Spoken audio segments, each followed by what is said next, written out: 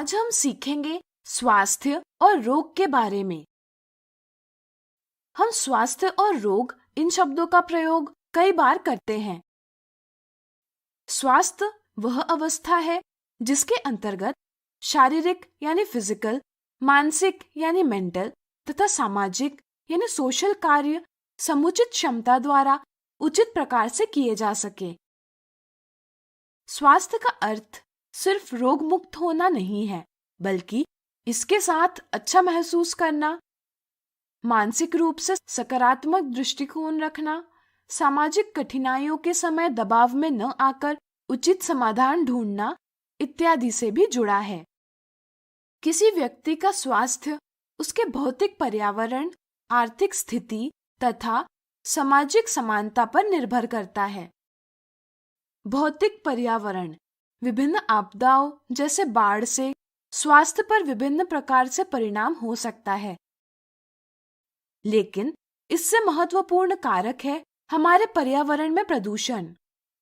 यदि हमारे आसपास का पर्यावरण गंदा और प्रदूषित होगा तो हम निराश महसूस करते।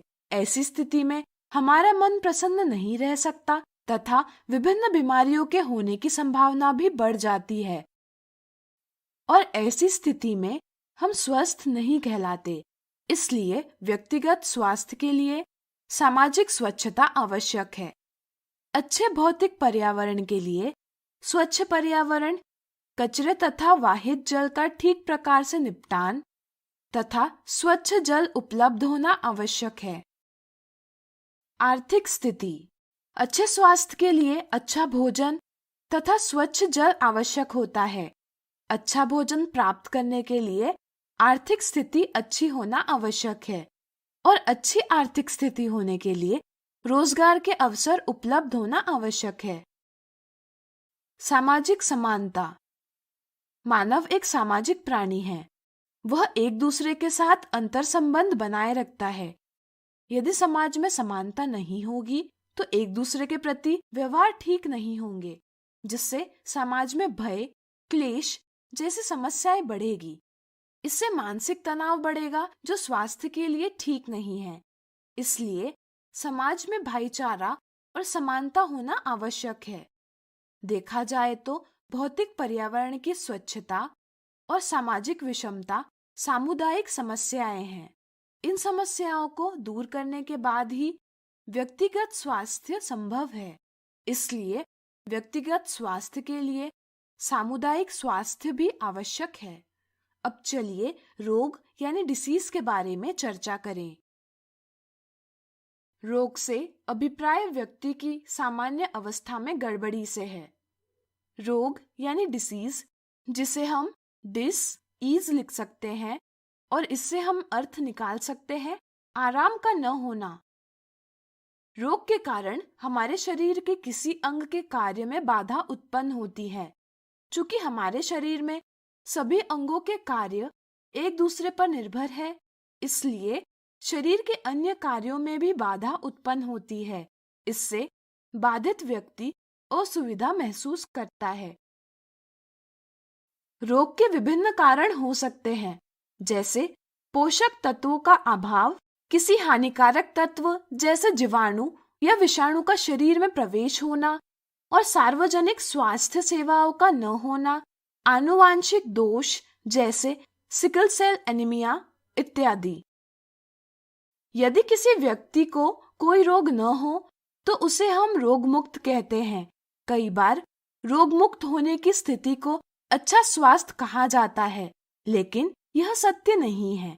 किसी व्यक्ति को हम रोग मुक्त केवल उस स्थिति में कहेंगे जब उसके एक या अधिक अंगों के कार्य में कोई भी असुविधा न हो, लेकिन स्वस्थ केवल उस स्थिति में कह सकते हैं जब वह शारीरिक, मानसिक तथा सामाजिक रूप से वह अच्छा महसूस करता है।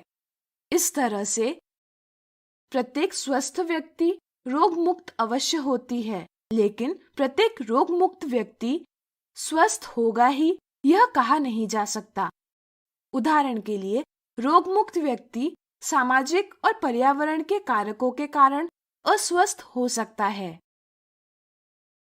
जब कोई रोग होता है तो शरीर के एक या अनेक अंगों की संरचना या कार्यों में खराबी उत्पन्न होती है, जिसके कारण उन अंगों में परिवर्तन दिखाई देने लगते हैं, जैसे सिरदर्द, खांसी, सूजन इत्यादि। इन परिवर्तनों को हम लक्षण यानी सिम्टम्स कहते हैं। इन लक्षणों से किसी रोग का अनुमान लगाया जा सकता है।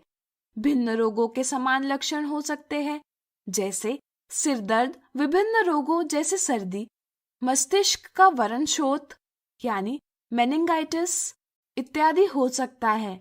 लक्षणों को देखकर चिकित्सक यह ज्ञात करते हैं कि वे कौन से रोग के चिन्ह हैं। रोग की पहचान सुनिश्चित करने के लिए वे प्रयोगशाला में कुछ परीक्षण भी करवा सकते हैं। किसी रोग के अनेक कारक या कारण हो सकते हैं। जैसे कोई बच्चा अगर पतले दस्त से ग्रस्त है तो सूक्ष्म जीव इसका तात्कालिक कारक यानी इमीडिएट कॉज होता है। लेकिन अनेक कारक जैसे आनुवांशिक भिन्नता, पोषण में कमी, जल प्रदूषण, गरीबी इत्यादि इसके सहायक यानी कॉन्ट्रीब्यूटरी कारक भी हो सकते हैं। तात्कालिक कारक संक्रामक यानी इन्फेक्शियस हो सकते हैं, जिनमें सूक्ष्म जीव सम्मिलित होते हैं, या असंक्रामक यानी नॉन इन्फेक्शियस हो सकते हैं, जिनमें सूक्ष्म जीव सम्मिलित नहीं होते। अगले वीडियो में हम इसके संदर्भ में विस्तार से चर्चा करेंगे। आज हमने सीखा स्वास्थ्य और रोग की